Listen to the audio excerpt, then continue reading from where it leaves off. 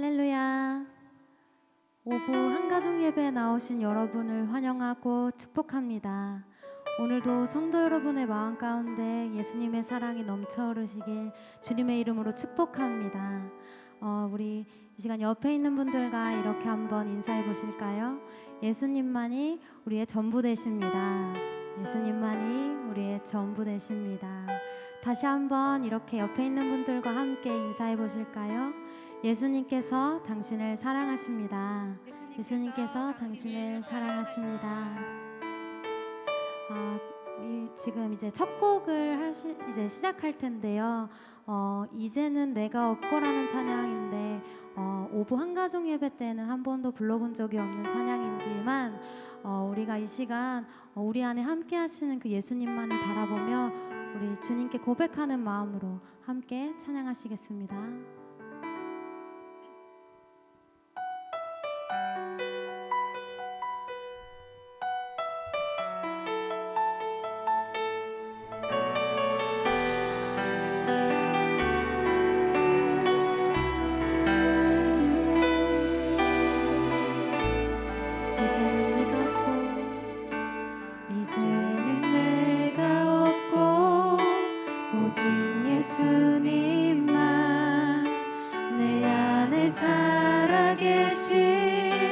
오직 예수님만 찬양하며 살리라 예배하며 살리라 내 안에 계시는 오직 예수님만 다시 고백합니다. 이제는 내가 없고 이제는 내가 없고 오직 예수님만 내 안에 살아계신 오직 예수님만 찬양하며 살리라 예배하며 살리라 내 안에 계시는 오직 예수님만 주님은 나의 아바 아버지 내 상한 영혼 만지시고 주님은 나의 하늘 아버지 나의 모든 것 주님께 맡기리 이제는 내가 없고 오직 예수님만 내 안에 살아계신 오직 예수님만 찬양하며 살리라 예배하며 살리라 내 안에 계시는 오직 예수 주님은 나의 아바 아버지 내 상한 영혼 만지시고 주님은 나의 하늘 아버지 나의 모든 것 주님께 맡기리 주님은 나의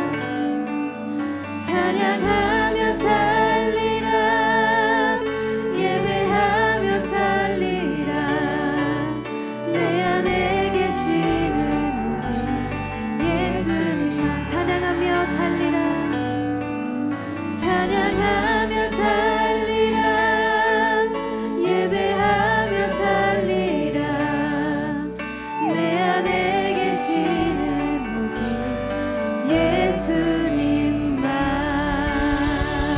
오직 내 안에 계신 주님만을 찬양합니다.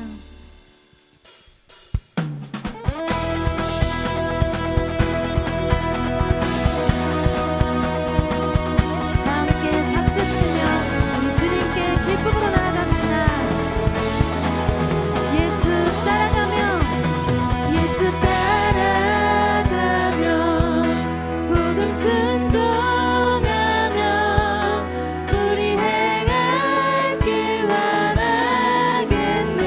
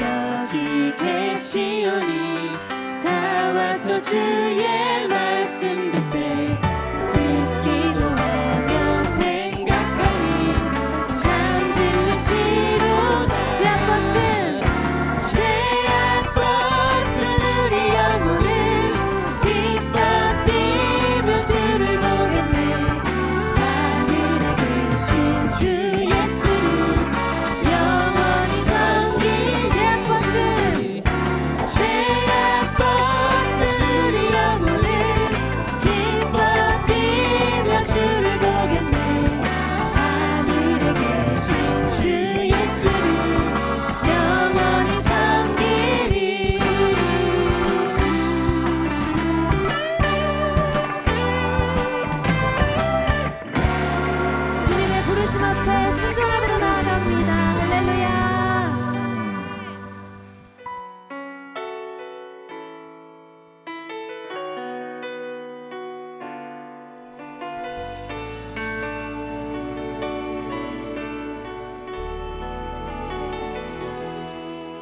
하나님의 부르심에는 후회하심이 없네.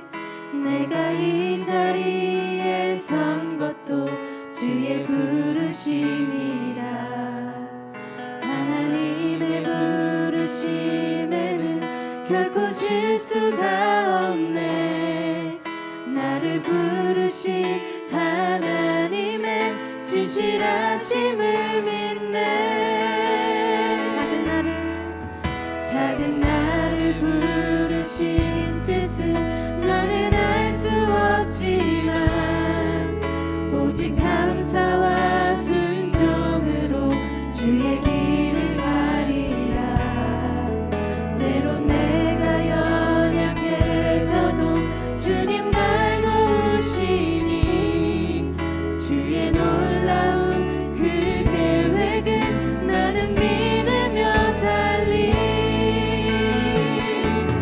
날 부르신 뜻 내 생각보다 크고 날 향한 계획 나의 지혜로 증명 못하나 가장 좋은 길로 가장 완전한 길로 오늘도 날 이끄신 믿네. 우리 2절로 고백합니다. 작은 나를 부르신 뜻은 나는 알 수 없지만 오직 감사와 순종으로 주의 길을 가리라. 때론 내가 연약해져도 주님 날 도우시니 주의 놀라운 그 계획을 나는 믿으며 살리. 날 부르신 뜻 내 생각보다 크고 날 향한 계획 나의 지혜로 증명 못하나 가장 좋은 길로 가장 완전한 길로 오늘도 날 이끄신 믿네.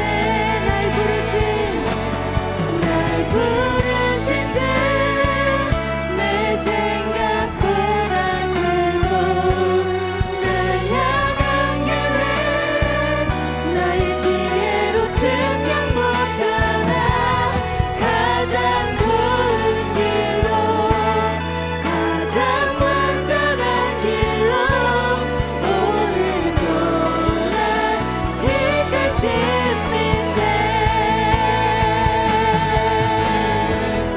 이 시간 기도하기 원합니다. 우리를 부르신 하나님, 이 시간 주님 앞에 함께 나아갑니다. 주님의 부르심 앞에 감사와 순종함으로 나아가는 우리 주의 자녀되게 원한다고 이 시간 다 함께 기도하시겠습니다. 주여.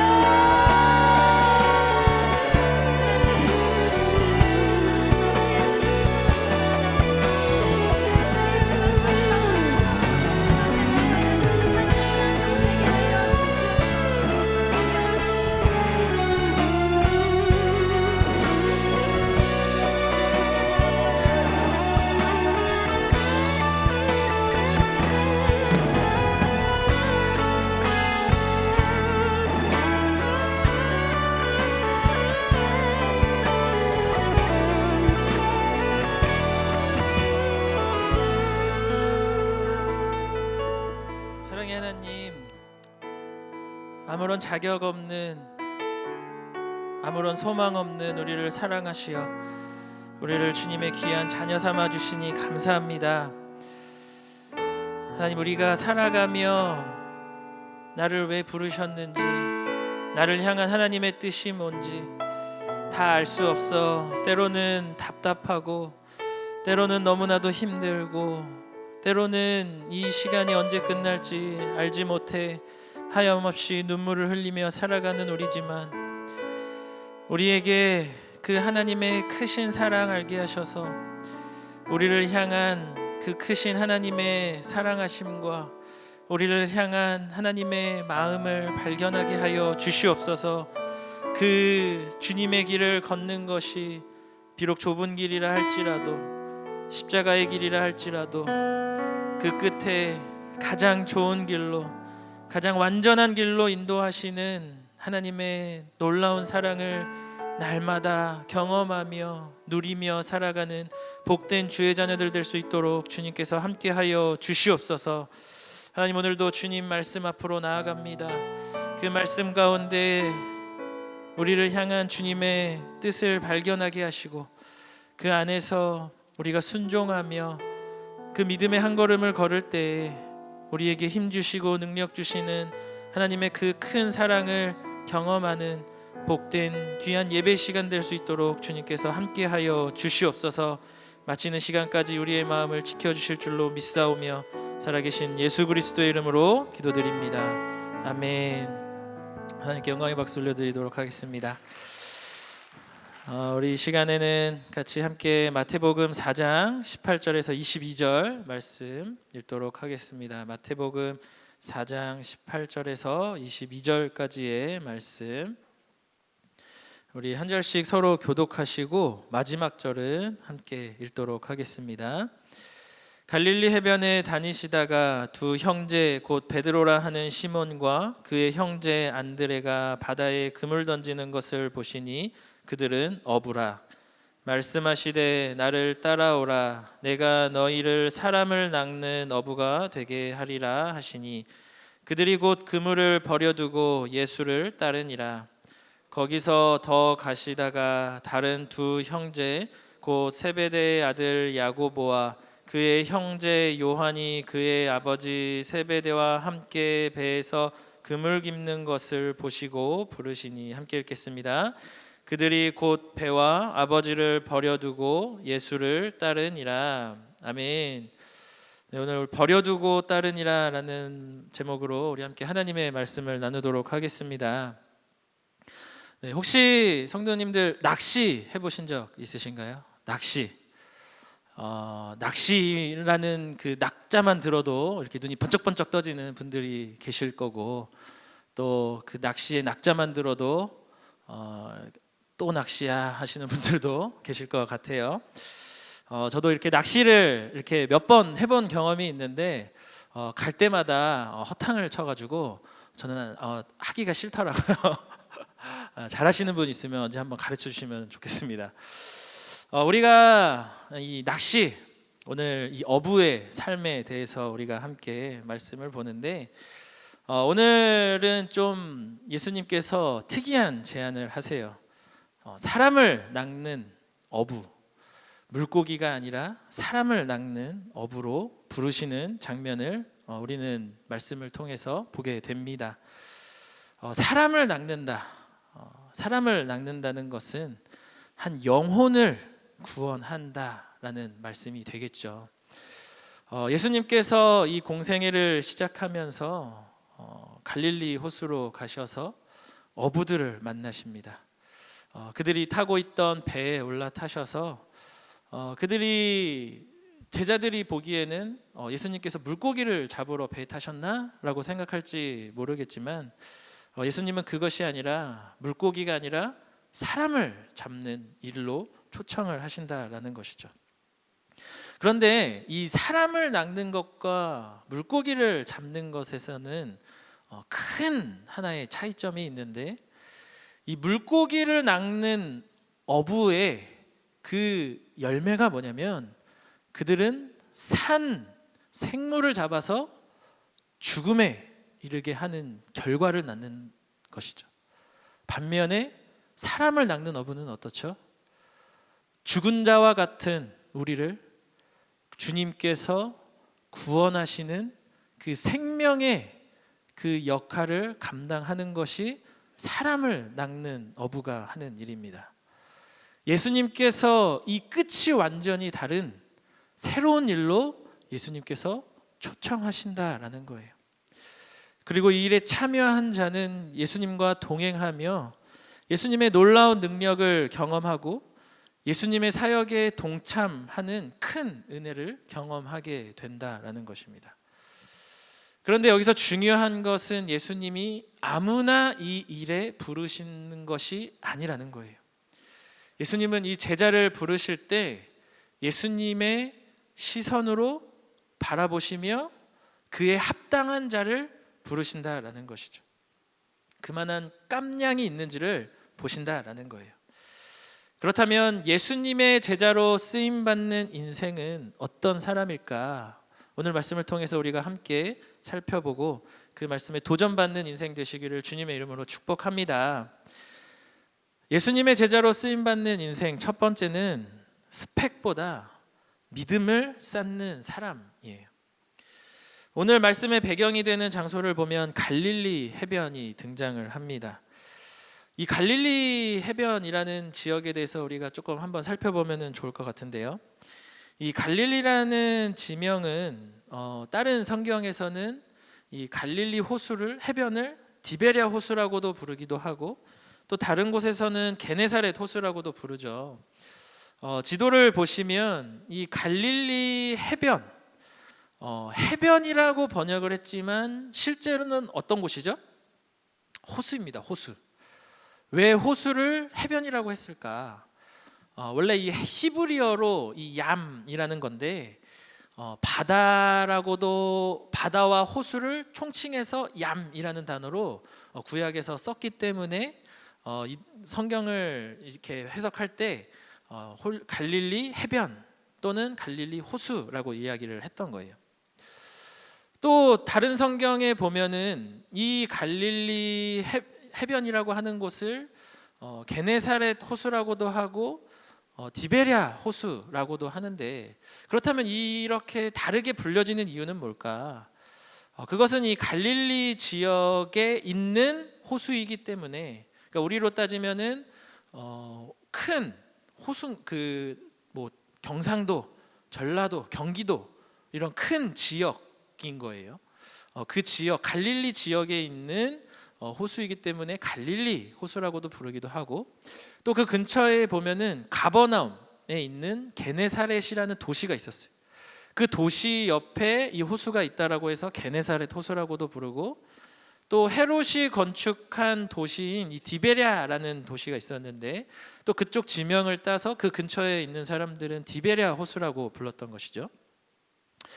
또 이 지도에서 보시면 잘 보이시는지 모르겠는데 이 갈릴리 지역은 이 이스라엘이라는 나라에서 이 예루살렘 그들의 어떤 중심지와 같은 이 예루살렘으로부터 약 193km가 떨어진 이 최북단에 위치한 지역입니다. 그러니까 오늘날에야 이 교통이 발달돼 있으니까 이 뭐 한 200km 정도 되는 거리가 뭐 금방 갈 수 있는 거리라고 생각할 수 있지만 당시에는 그만큼의 길이 잘 발달되어 있었던 시절이 아니기 때문에 굉장히 멀리 있었던 지역이라고 할 수 있는 거죠. 네, 꺼주시면 될 것 같고 그렇다면 예수님은 이 중심지로부터 이 수도로부터 가장 먼 지역에서 왜 사역을 시작하셨을까? 그 배경을 한번 살펴보면 이 갈릴리는 이 다메섹으로 이어지는 그 길에 그 실크로드가 있었던 거예요. 그러니까 이 길을 중심으로 해서 많은 사람들이 오고 가며 다양한 문화가 이 지역으로 몰려들었다라는 것이죠.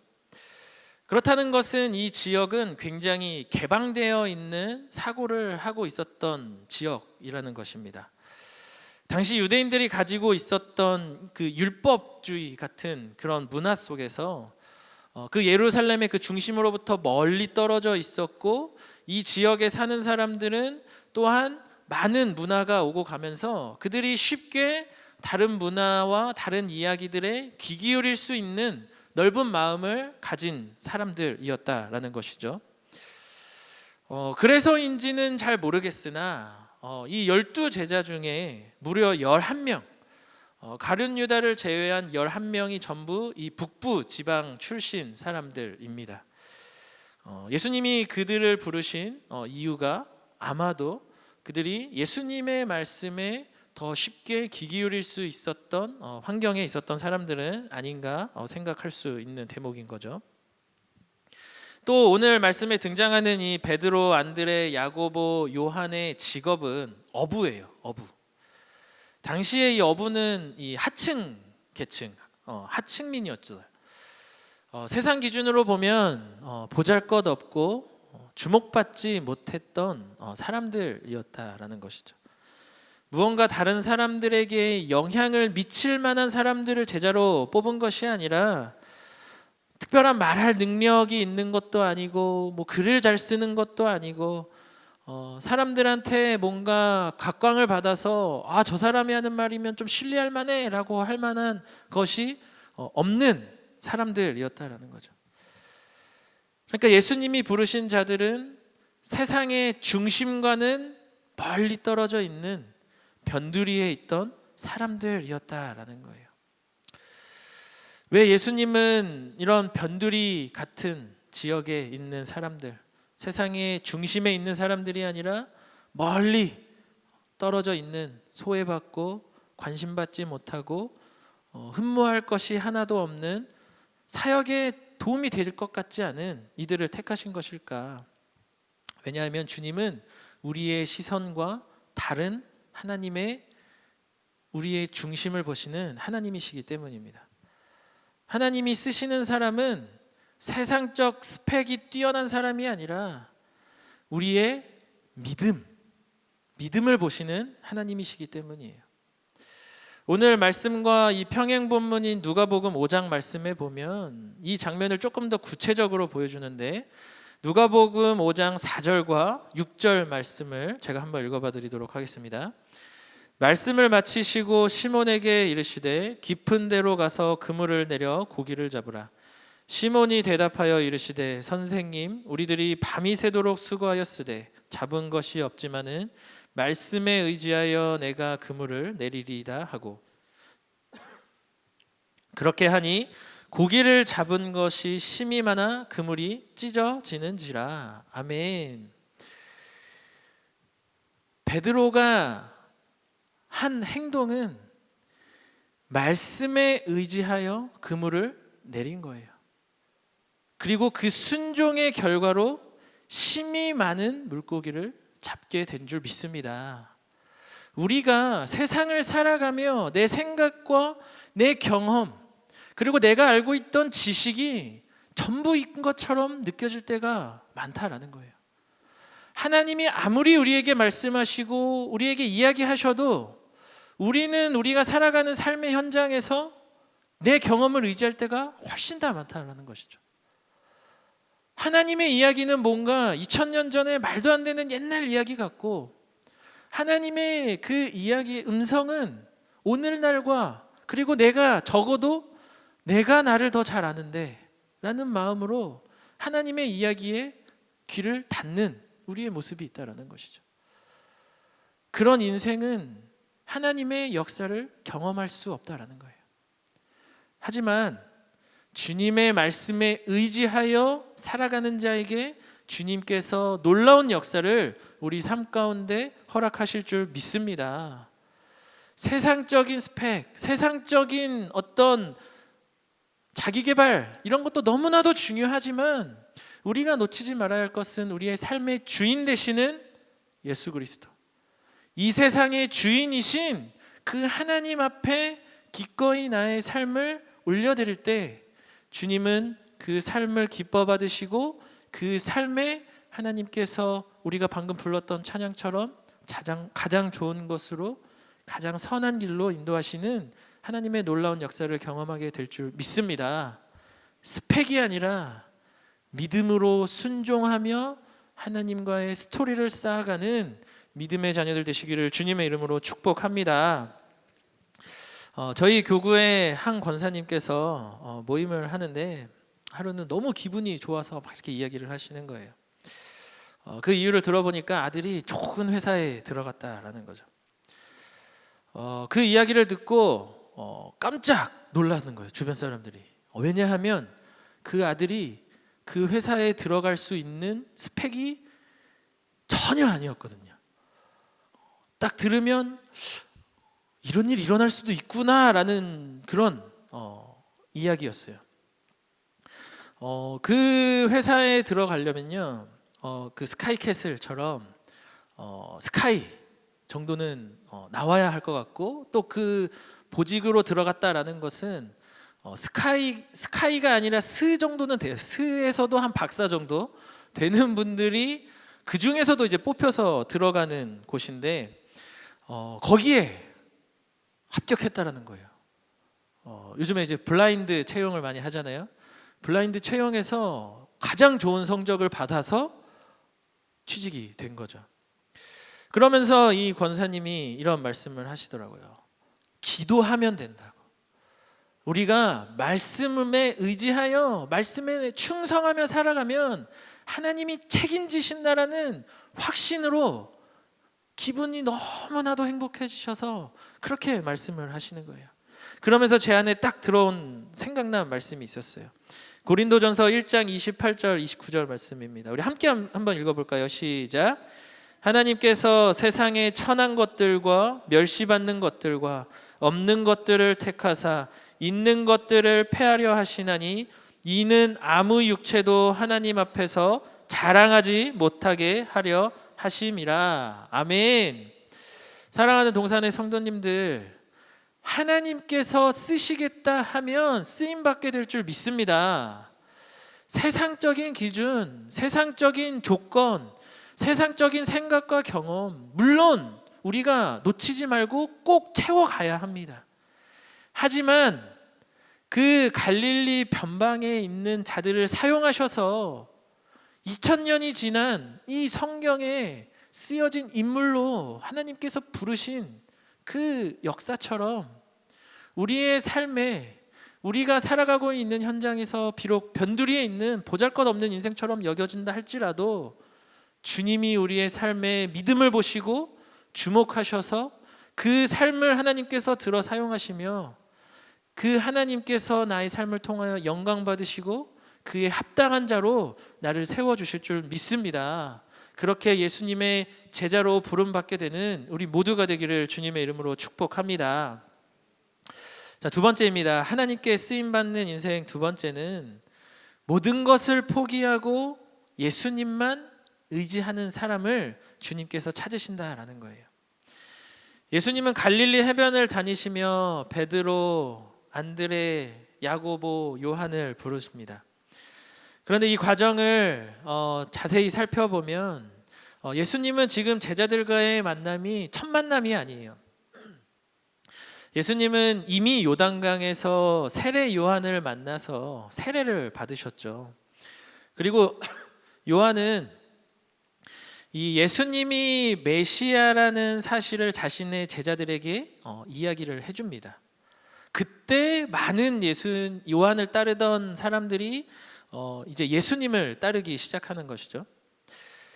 그런데 예수님을 따르기 시작했다라고 해서 그들이 예수님에게 이제 찾아왔다라고 해서 그들이 바로 예수님의 제자의 삶을 살아갔던 것은 아니에요. 예수님은 친히 제자들을 부르시러 다니셨기 때문이죠. 마태복음 4장 12절에 보면 예수께서 요한이 잡혔음을 들으시고 나서 직접 예수님은 제자로 부르실 자들을 찾아다니십니다. 이 예수님이 이 제자들을 부르시는 장면을 잘 보면요, 그들의 삶의 현장으로 찾아가시는 예수님을 목격하게 돼요.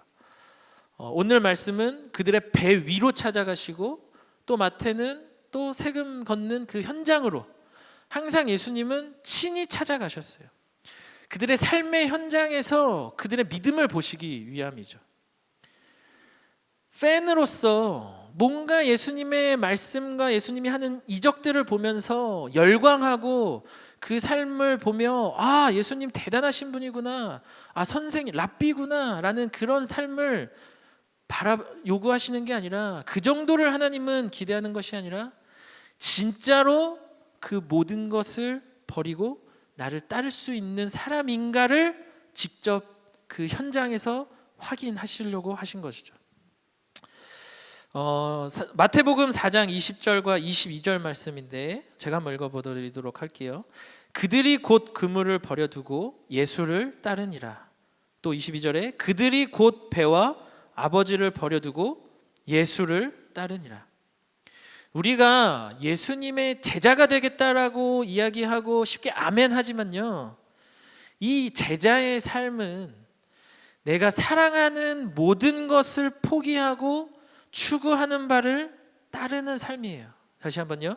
제자는 내가 사랑하던 그 과거의 모든 것들을 포기하고 버리고 진짜 내가 추구하는 바를 따르며 쫓아가기로 결단하는 자들이 바로 제자들이라는 것이죠.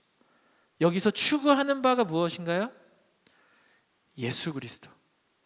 내가 예수 그리스도를 위하여 모든 것을 쏟아붓고 예수 그리스도를 위하여 그 말씀에 순종하기 위하여 모든 것을 버릴 수 있는 믿음을 가진 자를 제자다라고 말씀한다라는 거예요. 방금 읽었던 누가복음 말씀에 보면 예수님께서 그들에게 팁을 주셔서 그들이 큰 물고기를 얻잖아요. 그리고 나서 제자들에게 물으시는 거예요. 나를 따르라 라고 말씀을 하시는 거죠. 그런데 그들이 이 예수님을 따르는 상황, 그 삶의 현장, 지금 내 눈앞에 그 수많은 그물이 찢어질 정도의 수많은 물고기와 그리고 그들이 평생 살아왔던 생업인 이 그물과 배를 버리고 떠나야 하는 상황인 거예요. 심지어 지금 뭐까지 버렸다고 나오죠? 아버지를 떠나. 그러니까 당시에 이 아버지를 떠난다라는 거, 많은 이 성경을 공격하는 사람들은 이 아버지를 떠났다, 뭐 가족을 떠나라라고 하는 것을 이용해서 예수님이 이 가족들을 뭐 이렇게 함부로 하는 그런 말씀이다라고 이야기를 하지만 말하고자 하는 바가 뭐예요? 당시에 이 가족이라는 것은 굉장히 중요한 울타리죠. 우리가 서로 보호하는 굉장히 중요한 관계입니다. 그것까지도 포기할 수 있을 정도로 예수님을 사랑하니? 라고 물어보시는 거예요. 우리의 삶에 지금 가장 소중한 게 뭐예요? 내 자식입니까? 아니면 내 직업입니까? 내가 지금까지 모은 돈입니까? 예수님이 물어보시는 거예요. 그거 없어도 너 나를 사랑하겠니? 나를 따르겠니? 내 말씀에 순종하여 한 걸음을 내딛겠니? 라고 예수님께서 물어보신 거죠. 그때요, 예수님의 그 말씀에 중요한 포인트를 이 제자들이 깨달아요. 그게 어떤 대목이냐면 마태복음 4장 19절 말씀입니다. 제가 한번 읽어봐 드릴게요. 말씀하시되 나를 따라오라. 내가 너희를 사람을 낚는 어부가 되게 하리라 하시니. 아멘. 제자들이 모든 것을 버릴 수 있었던 예수님의 한마디는 뭐였냐면, 물고기가 아니라 너희가 나를 따라오면 수많은 물고기를 매일 먹을 수 있고 수많은 재산, 수많은 것들을 얻을 수 있어가 아니라 사람을 낫게 한다. 처음에 이야기했던 영혼을 살리는 일에 너희를 쓰겠다라는 그 말씀에 반응하게 되었다라는 거예요. 그 말씀에 제자들은 그 즉시로 곧 떠날 믿음의 선택을 하게 된 것입니다. 그렇게 어부의 삶을 버리고 예수님의 제자가 된 베드로에게 하나님이 얼마나 놀라운 축복을 주셨는지 우리는 알게 되죠. 자신의 생업을 버리고 자신의 삶의 모든 것을 버리고 예수님을 믿고 그 예수를 의지하여 살아간 베드로에게 우리가 잘 아는 물고기 153마리가 아니라요, 베드로가 말씀을 전할 때 5,000명이 주님께로 돌아오고 3,000명이 돌아오는 그 큰 역사를 베드로를 통하여 하나님께서 일하셨다라는 거예요. 하나님은 우리의 삶에 포기한 그 영역을 50배, 100배, 1000배로 베풀어 주시는 사랑의 하나님 아버지시라는 것이죠. 우리가 이 알버트 슈바이처 박사 아시죠? 슈바이처 박사. 우리가 아프리카에서 이 의사로 많은 사람들에게 선한 영향력을 끼쳤던 사람으로 많이 알고 있는데, 이 슈바이처 박사가 원래 목사님이었다는 거 알고 계셨나요? 슈바이처 박사가 원래 목사, 또 대학 신학 교수였어요. 또 이 사람이 또 젊은 시절에는 이 파이프 오르간 연주에 뛰어난 재능이 있어서 또 그런 연주 활동으로도 많이 했었던 사람이었습니다. 이제 그런 슈바이처 박사가 이제 아프리카 가봉의 그 랑바레네라는 지역에 당시에는 이 흑인이라고 하면 사람 취급도 못 받던 시절이었잖아요. 그런데 그 지역으로 가서 병원을 설립하는 거예요. 그동안 자신이 쌓아왔던 모든 것들을 포기하고 하나님의 부르심으로 그 어려움 가운데 살아가고 있던 자들을 향해 나아간 거죠. 그가 포기했던 게 뭐냐면, 첫 번째로 그 파이프 오르간 연주, 그렇게 사랑하고 그렇게 좋아했던 그 연주하는 것을 포기했어요. 그리고 두 번째로 명성을 떨칠 수 있었던 그 대학 교수직을 포기한 것이죠. 그리고 세 번째로 포기한 게 뭐냐면, 그 대학 교수, 또 파이프 오르간 연주라는 것을 통해서 수많은 엄청난 부를 쌓을 수 있었던 사람이었음에도 불구하고 그런 안락한 삶을 포기했다라는 것이죠. 예수 십자가의 그 보혈의 사랑을 힘입어서 그 사랑을 증거하기 위해 자신에게 주셨던 그 모든 것들을 포기한 삶을 살았어요. 그런데 하나님이 그런 알버트 슈바이처 박사에게 어떻게 그 은혜를 베풀어 주시냐면, 이 슈바이처 박사가 그토록 좋아했던 이 바하의 음악, 포기했었던 그 바하의 음악이었는데, 이 바하 협회에서 모든 사람들이 이 참여하는 이 대대적인 연주회를 직접 아프리카로 찾아와서 연주회를 열어주는 거예요. 그리고 그곳에 대형 오르간을 선물로 줍니다. 그리고 그 존경받던 그 교수직을 포기했었던 그 알버트 슈바이처 박사에게 그가 안식년을 맞이해서 귀국했을 때 평생 해도 넘칠 그런 수많은 강의, 초청 강연이 들어와요. 초청 강의가 들어와요. 그래서 그 수많은 강의를 다니게 됩니다. 또 풍요롭고 안락한 생활을 포기했었던 그 삶에서 이제 자서전을 쓰고 또 여러 가지 책을 기록하는데 베스트셀러가 되는 거예요. 그러면서 수많은 부를 쌓게 됩니다. 그런데 그것마저도 아프리카에 병원을 짓는 데 기부를 해요. 사랑하는 동산의 성도님들, 주를 위해 모든 것을 포기할 수 있는 믿음의 사람들 되시기를 주님의 이름으로 축복합니다. 믿음으로 포기하는 것은 절대 마이너스가 아니에요. 언제나 플러스입니다. 하나님은 우리가 손해보는 삶을 살기를 원하지 않으세요. 자녀가 어렵고 힘들게만 살아가는 것을 기뻐하시는 아버지가 없으시죠. 하물며 사랑의 아버지가 우리가 살아가는 인생 속에서 우리가 우리 것을 빼앗고 우리가 있는 것을 가로채는 아버지가 아니다라는 것이죠. 그리고 무엇보다 우리에게 무엇을 주셨습니까? 이 세상 천하 만물과도 바꿀 수 없는 그 영원한 생명을 우리에게 주신 아버지시잖아요. 그 사랑의 아버지, 우리를 위해서 십자가에서 죽기까지 사랑하여 주신 그 아버지의 말씀 붙잡고 내 것을 어떻게 해서든 취하려고 쌓아가려고 살아가는 인생이 아니라 주를 위해서 기꺼이 내어놓고 주를 위해서 기꺼이 베풀고 주를 위해서 내가 무언가 요것만 하면 내가 조금 더 잘 될 것 같은데 요것만 하면 내가 조금 더 많은 것을 얻을 수 있을 것 같은데 그때 주를 위해서 과감히 포기함으로 주님이 주시는 자유함과 평안과 또한 그 믿음의 사람에게 주시는 놀라운 복을 경험하는 복된 인생들 되시기를 주님의 이름으로 축복합니다. 말씀을 정리하도록 할게요.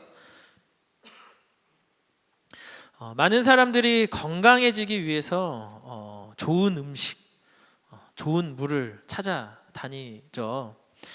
그런데 그런 사람 치고 건강해지는 사람이 별로 없다라고 이야기를 해요. 왜냐하면 진짜 중요한 것은 좋은 것을 많이 먹고 좋은 물을 많이 마시는 게 아니라 몸에 나쁜 것을 버리는 거, 먹지 않는 거. 몸에 안 좋은 것을 먹지 않는 게 더 중요하기 때문에 그래요. 내 몸에 나쁜 것을 먹으면 계속해서 내 몸에 염증이 생기고 그로 인해서 내 몸이 붓고 내 건강이 나빠지면 아무리 좋은 걸 먹어도 효과가 없다라는 거예요. 우리가 나쁜 것을 끊고 좋은 음식을 먹어서 우리의 몸을 회복시켜야 한다는 것이죠. 하나님이 좋은 것을 계속해서 우리에게 주시겠다라고 이야기를 하는데 내 손에 가득 뭔가를 꽉 쥐고서 하나님이 주시는 것까지 뭔가 받으려고 하니 받을 수가 없잖아요. 이것을 놓으면 뭔가 엄청난 손해인 것 같고 모든 것을 잃는 것 같아 할지라도 주님이 놓으라 할 때 그것을 놓으면요, 내 안에 주님께서 더 풍성한 은혜로 채워주실 줄 믿습니다. 잠깐 저의 간증을 하면, 저는 원래 목사가 되기 전에 직장 생활을 했었어요. 한 10년 전 일이죠. 벌써 10년 전, 이제 직장을 이제 10년 전에 했었는데 지금보다 훨씬 많이 벌었어요.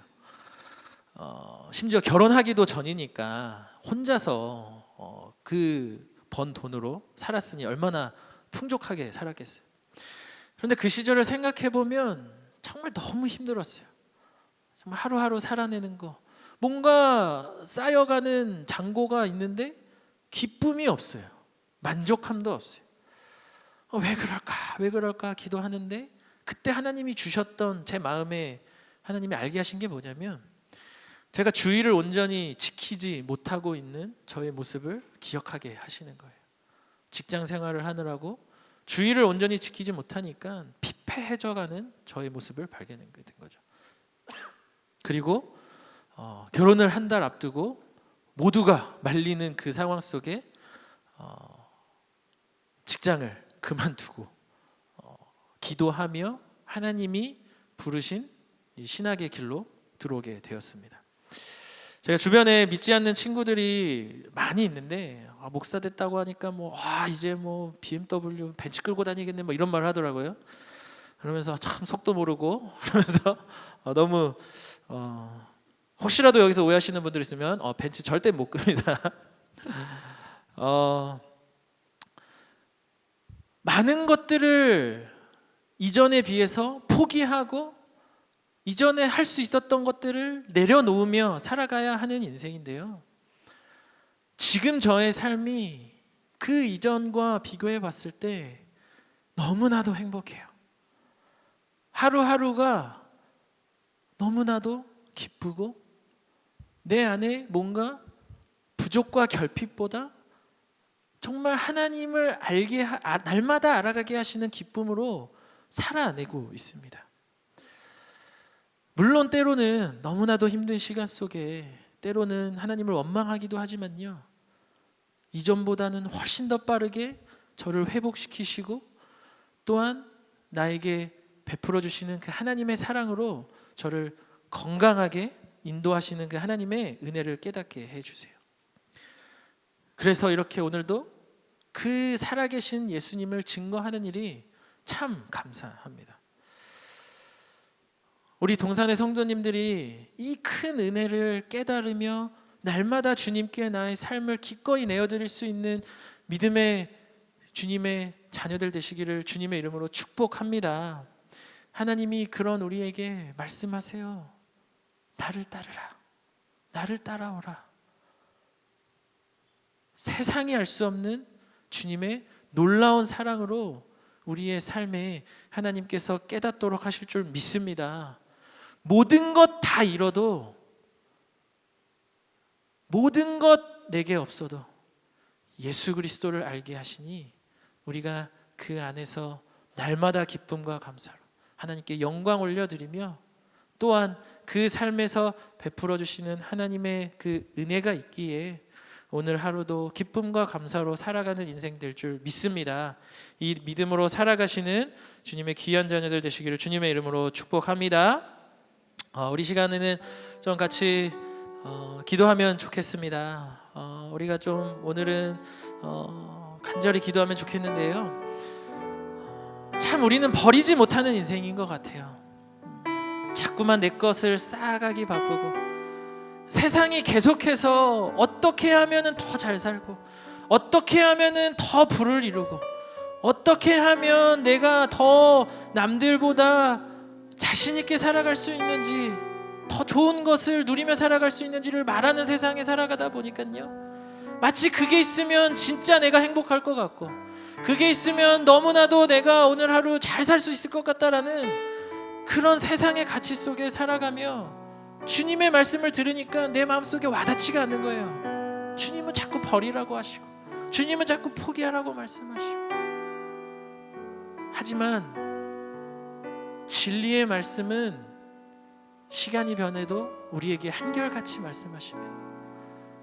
우리가 있는 그 쥐고 있는 거, 너희가 알몸으로 왔는데 너희가 알몸으로 돌아갈 건데, 그거 버리면 진짜 자유함의 기쁨을 누리게 하신다라고 말씀하세요. 하나님의 일하심을 바라보고 하나님의 그 인도하심을 깨달을 수 있다고 말씀을 하세요. 이 시간 함께 기도하면 좋겠습니다. 먼저 회개하며 기도하면 좋겠는데, 하나님, 내가 놓지 못하고 있는 세상의 것들이 있습니다. 내 가족, 또 내 돈, 또 내가 추구하며 살아가는 것들, 하나님, 내가 이것보다 더 주님을 사랑하는 인생 되게 하여 주시옵소서. 주님 붙잡고 살아가는 인생 되게 하여 주시옵소서. 주님 한 분만으로 만족하는 인생 되게 하여 주시옵소서. 내가 이것을 놓지 못하는 나의 연약함이 있는데, 하나님 그런 나를 불쌍히 여겨주셔서 하나님 한 분만으로 기뻐하며 만족하며 살아가는 주의 자녀 될 수 있게 하여 주시옵소서. 주의 자녀 되게 하여 주시옵소서. 우리 기도 제목 가지고 주님 찾고 기도하며 나아가도록 하겠습니다. 주님 찾습니다. 주여, 사랑의 하나님, 우리가 주님의 자녀가 된다 말하고 주님의 제자가 된다 말하지만, 주님을 따르는 성도의 삶을 살아간다 말하지만, 여전히 내 것을 위하여 살아가고, 여전히 내 것을 구하며, 여전히 나를 위하여 하나님께 나아가는 우리의 연약함을 주님께 올려드리며 기도합니다. 하나님, 내 안에 있는 이 연약함들을 주님 불쌍히 주님께서 나를 회복시켜 주시고, 그 크신 예수 그리스도의 사랑 안에 거하며 살아가는 인생들 될 수 있도록 주님 우리와 함께하여 주시옵소서. 진짜 이 세상을 살아가는 힘은 이 세상에 있지 아니하고 하나님의 말씀에 있는 줄로 믿사오니, 그 하나님의 말씀 붙잡고 살아내고 살아나는 인생들 될 수 있도록 주님께서 역사하여 주시옵소서. 하나님, 우리가 그 끝까지 하나님의 말씀 안에 거하며 살아갈 수 있기를 간절히 소망합니다. 그 주님 붙잡고 살아가는 인생 되기를 소망합니다. 하나님께서 우리 가운데 역사하여 주셔서 그 하나님 붙잡고 하나님과 함께함으로 살아가는 자들 될 수 있도록 주님께서 역사하여 주시옵소서. 하나님, 우리 안에 자꾸 세상에 있는 것들을 내 안에 마음의 주인으로 두고 살아가는 이 죄악됨을 주님께서 친히 내 마음속에 찾아와 하나님의 사랑의 그 보혈의 능력으로 하나님 정결케 하여 주시사, 하나님 주님 더욱더 사랑하며 주님께 나의 삶을 올려드리며 주님과 날마다 함께 걷기를 힘쓰는 우리 모두가 될 수 있도록 주님께서 함께하여 주시옵소서. 그 크신 주님의 안에 하나님, 우리가 이 시간 그 크신 은혜를 우리가 경험하며 나가길 소망하오니, 하나님께서 역사하여 주시고 그 크신 은혜 안에 살아가며 살아가는 우리 모두가 될 수 있도록 주님께서 함께하여 주시옵소서. 우리가 이 시간 한 가지 더 기도하기를 원합니다. 하나님은 세상에 정말 많은 것들을 쌓아서 그냥 바라만 봐도 부럽고 정말 금수저 같은 인생들, 물론 그런 인생들도 사용하시지만 하나님은 갈릴리와 같은 변두리에 있는 그런 나를 주님께서 사용하십니다. 주님께서는 그런 나를 여전히 주목하고 계시고 그런 나를 하나님께서는 사용하기를 원하세요. 하나님은 우리의 믿음을 보시며 그 믿음 있는 자를 들어 사용하시어 하나님의 나라와 영광을 위하여 쓰시길 원하시기 때문이에요. 우리가 쓰임 받기를 원한다면 우리가 구해야 할 것은 믿음인 줄 믿습니다. 하나님의 믿음에 순종하여 걸어가는 자에게 하나님께서 그 믿음에 합당한 분량으로 우리의 삶에 놀라운 능력을 허락하여 주실 줄로 믿습니다. 우리가 하나님의 쓰임받는 주의 종 되어 하나님 나에게 그 믿음 더하여 주셔서 내가 더욱더 하나님의 말씀에 순종케 하여 주셔서 하나님의 쓰임받는 자녀로 하나님의 놀라운 능력을 나타내는 주의 빛의 자녀 되게 하여 주시옵소서. 그렇게 함으로 하나님께서 내가 살아가는 모든 삶의 터전 위에 하나님의 이름을 나타내고 하나님의 영광을 위하여 살아가는 귀한 주님의 하나님의 천국 백성 되게 하여 달라고 우리 같이 주님 찾고 기도하며 나아가도록 하겠습니다. 주님 찾습니다. 주여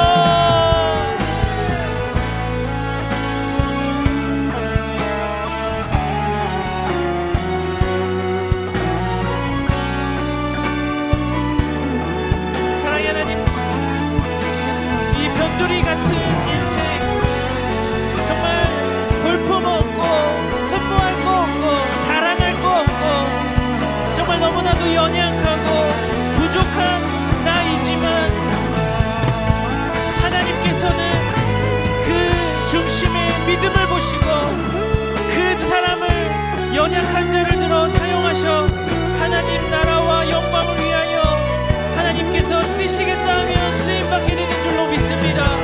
하나님 우리 일에 귀하게 쓰임받으며 주님의 귀한 자녀로 살아가는 인생 되기를 소망합니다. 세상에 천하고 멸시받는 그런 인생이라 할지라도 주님께서는 그 사람을 통하여 하나님의 놀라운 역사하심을 이 땅 가운데 나타내기를 원하시는 줄 믿사오니 하나님 내가 그 일에 쓰임받을 수 있도록 날마다 믿음을 더하시고 능력을 더하시고 힘과 하나님의 지혜로 충만한 인생 될 수 있도록 하나님 내 안에 역사하여 주시옵소서. 그 믿음 갖고 살아나는 자들 되게 하여 주시고 그 믿음으로 오늘 하루도 기꺼이 한 걸음 더 하나님께 한 걸음 가까이 나아가는 우리 모두가 될 수 있도록 주님께서 역사하여 주시옵소서. 그렇게 주님과 날마다 함께하는 인생 되어 하나님께서 주신 이 인생 날마다 주를 위하여 살아가게 하시고 그 주님의 은혜 아래 하나님이 주시는 그 주님의 귀한 제자로 부족함 없이 놀라운 그 하나님의 역사를 이루는 일에 하나님의 영광을 높이는 일에 귀하게 쓰임받는 주의 자녀들 될 수 있도록 주님 함께하여 주시옵소서. 주님께서는 늙지 못하실 일 없는 줄 믿사오니 그 믿음 갖고 오늘도 한 걸음 더 나아갑니다. 하나님 우리와 함께하여 주시고 그 믿음으로 승리하며 주를 닮아가는 이 작은 예수로 주님의 제자 되어 이 세상 속에 오직 주를 나타내는 귀한 주님의 자녀들 될 수 있도록 주님께서 함께하여 주시옵소서.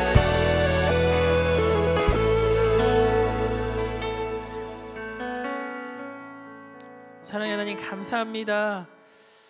보잘것없는 세상의 중심에서 한참 멀리 떨어져 있는 변두리 같은 나의 인생이지만 그런 나를 주목하시어 그런 나를 사랑하시어 나를 하나님의 자녀 삼아주시고 하나님의 귀한 제자로 주를 위하여 살아가는 인생 되게 하여 주심에 감사합니다. 주님께서 부르신 자에게 합당한 능력을 더하실 줄 믿사오니 하나님 내 안에 주님의 놀라운 믿음 허락하여 주셔서 주님의 말씀에 날마다 순종케 하여 주시고 그 순종의 삶을 통해 역사하시는 하나님의 놀라운 은혜가 우리 삶 가운데 풍성히 더하여 줄 수 있도록 주님께서 함께하여 주시옵소서.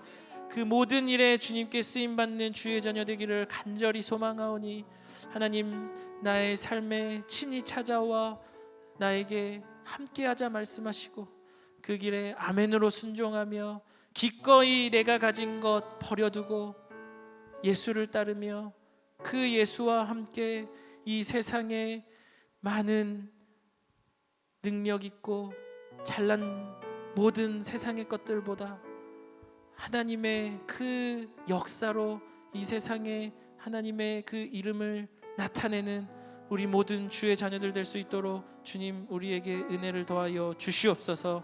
오늘도 그렇게 우리에게 하나님 은혜 베풀어 주실 것을 믿고 바쁘고 힘들고 피곤하고 지치는 중에도 주님 앞으로 나온 우리 모든 동산의 성도님들, 주님께서 이 인생을 기억하여 주실 줄로 믿습니다. 주님 위하여 내 삶의 모든 것 잠시 내려두고 주님 앞에 나온 우리 동산의 성도님들, 주님께서 그 삶의 하나님 세상의 중심에서 주님을 외칠 수 있는, 세상에 선한 영향력을 흘려보내줄 수 있는 주님의 놀라운 은혜로, 능력으로, 지혜로, 힘과 권세로 채우시는 그 크신 사랑을 경험하는 복된 인생들 될 수 있도록 주님께서 함께하여 주시옵소서. 함께하실 줄 믿사오며 살아계신 예수 그리스도 이름으로 기도드립니다. 아멘. 이제는 우리 주 예수 그리스도의 은혜와 하나님의 사랑과 성령의 교통하심이 나에게 있는 것, 주님의 사랑 앞에 모두 버려두고 하나님의 그 나라를 위하여 또한 하나님의 말씀에 순종하여 나아가며 결단하며 그렇게 세상에 하나님의 능력으로 살아내고 살아나기를 소망하는 모든 동산의 성도님들 머리 위에와 그 능력이 나타나게 될 직장과 가정과 모든 삶의 일터 위에 이제로부터 영원토록 함께 있을지어다. 아멘. 그가 살아내게 하시